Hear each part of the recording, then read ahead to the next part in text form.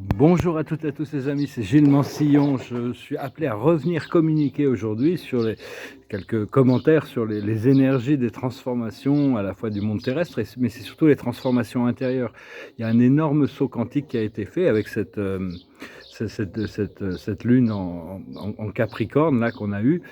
Et, euh, et donc, il y a beaucoup d'activités derrière la scène qui sont en train de se passer, hein, de toute manière que ce soit surtout beaucoup de choses qui sont en train de se passer pour nettoyer la voie, pour préparer l'arrivée de vraiment d'une renaissance.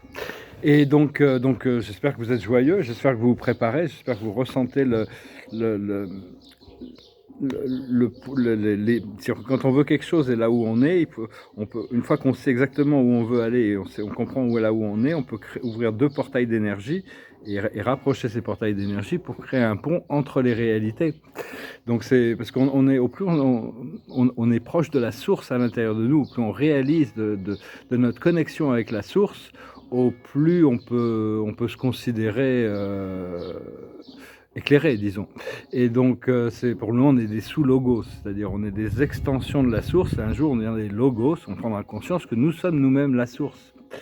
Et donc, c'est important d'être le plus ferme possible sur nos déterminations par rapport aux choses sur lesquelles on sait que c'est important d'être assez déterminé, tout en quand même restant extrêmement flexible par rapport à tout ce que la vie nous présente. Parce que la vie, elle est en train de nous présenter toutes les choses dont on a besoin pour trouver une résolution permanente. Donc, c'est un petit peu comme si la vie, on doit danser sur la chanson que la vie nous présente, et au plus on arrive à danser bien sur ces chansons, on arrive à s'harmoniser avec l'état dans lequel, l'état de ce que la vie nous présente à tout moment, au plus la chanson, ce que la vie va nous présenter va être agréable et consciente. Donc, parce qu'on est tous des concepts uniques de l'éternité et de l'infinité. C'est quelque chose au départ, bon, c'est les fils créateurs qui sont créés comme des concepts uniques d'éternité et d'infinité, les pères et les mères dieux de notre univers, enfin, les pères dieux des univers. Mais vu qu'on est créé à leur image aussi, on a aussi cette connexion connexion unique avec la source, hein. Et donc, bon, il y a les outils qu'on utilise, parce que la source, c'est le pur et l'impur, c'est le haut et le bas, c'est tout inclusif. Dieu ne pourrait pas s'appeler omniscient s'il connaissait le bien, mais il connaissait pas encore le mal. Il pourrait pas s'appeler omnipotent s'il faisait que le bien, mais il faisait pas le mal. Mais il n'est pas omnificient, c'est pas lui qui fait les choix des choses. Quand Dieu fait un choix, c'est toujours la perfection du choix et la perfection du résultat. Mais ici, dans l'univers, il y a toutes les volontés individuelles qui se confrontent, qui s'opposent, qui se contredisent, mais qui peuvent s'harmoniser à partir du moment où on lâche prise un peu de l'ego. Donc, bien sûr, les outils comprenez qu'on est confronté au pur et à l'impur, à l'ombre et à la lumière constamment. Et il faut savoir que tous les outils de l'obscurité, c'est la guerre, la violence, les conflits, la séparation, la peur, le doute, la haine, la manipulation, le jugement, la vengeance, le chaos. Ça, c'est les armes de l'obscurité. Quand ces choses viennent, il faut pas tomber, faut pas être le soleil qui brille là, ça chauffe. Et bonjour soleil. Pas trop vu, il y avait des nuages, mais bon, ça fait plaisir toujours de le revoir. Il y a ces 3 jours d'obscurité qui peuvent arriver, mais apparemment, c'est pas aujourd'hui. Il y a énormément le problème aussi, c'est que s'il y a ce flash solaire, ça pourrait effacer toutes les données électroniques, disons. Donc, personne ne sait vraiment, mais bon, ça va vraiment créer un changement énorme. Et les outils de la lumière sont bien sûr l'amour, la compassion, le pardon, la joie, l'ordre, la sérénité, l'unité, la paix et l'harmonie, hein. Donc, c'est vraiment les outils qu'on doit apprendre à utiliser et le plus possible se dégager de toutes les positions de conflit, tout en comprenant que ce qui vient à nous dans notre conscience est là vraiment pour nous permettre de nous donner une opportunité de prendre conscience de la leçon, de ce qui est attendu de nous, de notre moi supérieur et de notre créateur. Donc, mais on apprend à travers des erreurs, on apprend à travers des échecs et les erreurs, hein. C'est comme ça qu'on apprend. Sagesse, on sait pas. Bon, victoire est là déjà, mais on doit entrer de plus en plus dans la vraie vie. Et la vraie vie, c'est ce monde intérieur, c'est ce royaume de Dieu. Donc, personnellement, j'ai beaucoup de mystères dans ma vie que je commence un peu à les comprendre à la lumière de l'éternité, mais dans la temporalité, c'est pas toujours facile. Et il y a ce Nessara Gessara qui va arriver, qui va libérer le monde financièrement, hein, mais c'est plus que ça, c'est plus que juste l'abondance financière. Ça veut dire aussi fermer tous les comptes fantômes, cet argent criminel pour une redistribution. Ça veut dire un nouveau codex de réalité, des nouvelles règles de fonctionnement dans une société civilisée, parce qu'on se croit civilisé, mais tant qu'on se fait la guerre entre nous, on n'est pas civilisé. Mais ça va venir, on va développer l'intelligence aussi. Pour le moment, on se croit intelligent, mais bon, si on était vraiment émotionnellement mature et intelligent, on éviterait les conflits, on trouverait toujours des moyens de résoudre les différences, la diplomatie, le compromis. Et donc, oui, donc on va recevoir aussi ces codex, ces informations. Il y a plein de choses qui se préparent, hein. Tout peut arriver, il faut être prêt à tout, mais pour des bonnes choses en tout cas. Et parce que nous sommes la source en action, hein. C'est Dieu, c'est l'être, mais la découverte du suprême, le vrai, le beau, le bien dans l'univers. On a un univers magnétique, il faut produire quelque chose pour recevoir quelque chose. Donc c'est normal que c'est un peu une extension de la troisième source et centre, l'acteur conjoint, l'esprit infini, qui est le Dieu de l'action, qui active tous les potentiels. Au paradis, c'est lui qui active tous les potentiels du paradis pour créer l'univers central et les mécanismes de l'espace pour créer toutes ces créations qu'on appelle les galaxies et les univers.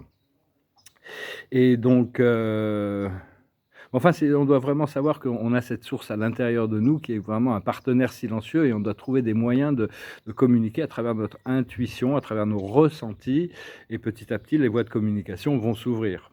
Donc voilà, je voulais venir vous saluer aujourd'hui. J'espère que ce message aura été intéressant pour vous. Je vais tirer quelques oracles. Et puis, on va tirer quelques oracles pour voir un peu pour la journée.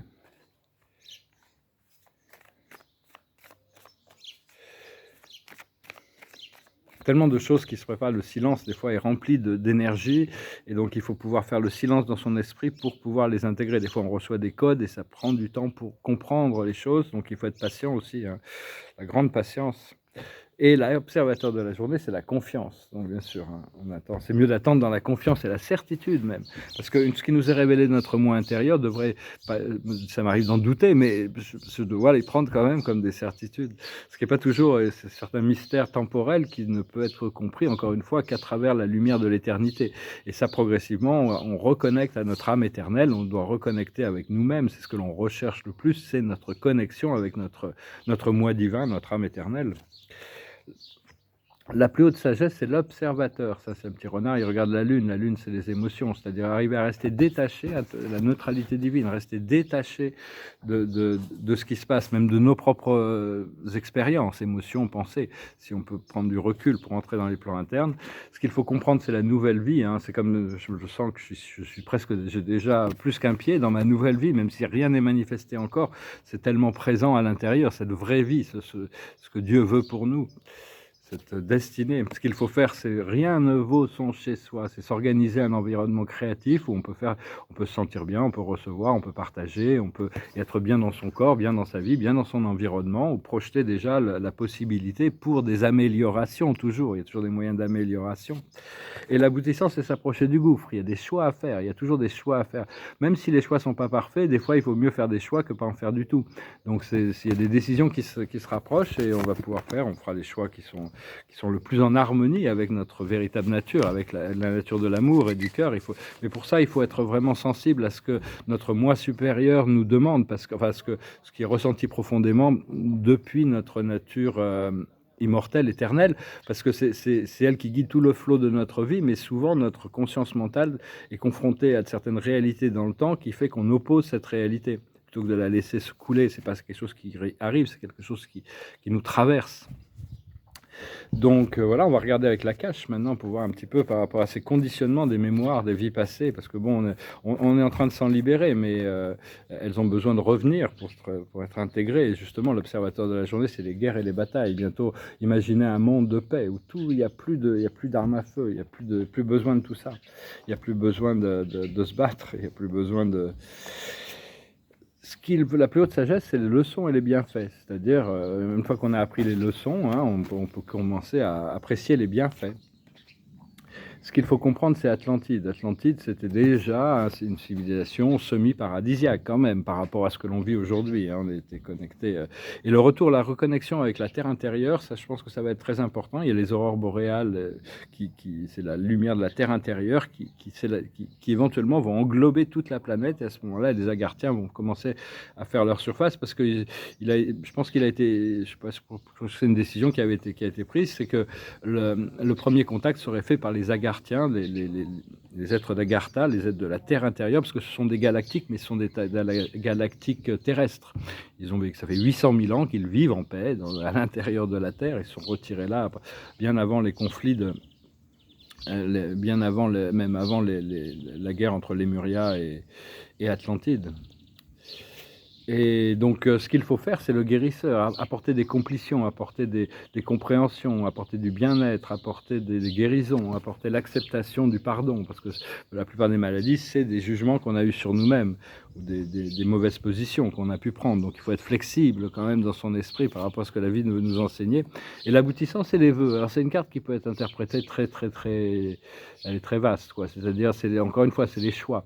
On a fait des choix, on peut toujours en changer, hein, mais bon, il y a des choix s'il y a des choix profonds, il vaut mieux essayer d'aller jusqu'au bout pour savoir exactement qu'est-ce qui en découle, plutôt que de faire un autre choix par impatience, par exemple. Mais bon, toute la vie est orchestré, scénarisé, et tout est pas calculé d'avance, parce que la vie s'adapte à chaque jour de ce qui s'est passé la veille. Mais enfin, les grandes lignes de ce qui doit se passer se passent de toute manière. Donc, soyez en paix, soyez sereins, soyez joyeux.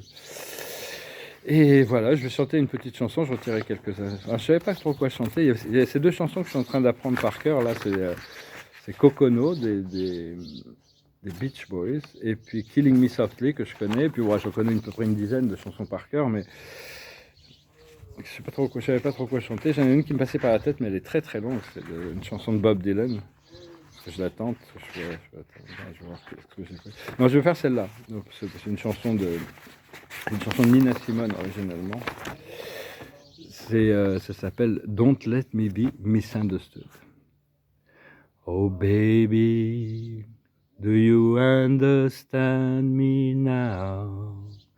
Sometimes I feel a little mad. Well, you know, no one alive can always be an angel. When things go wrong, you've seen some bad. But I'm just a soul whose intentions are good. Oh Lord, please don't let me be misunderstood.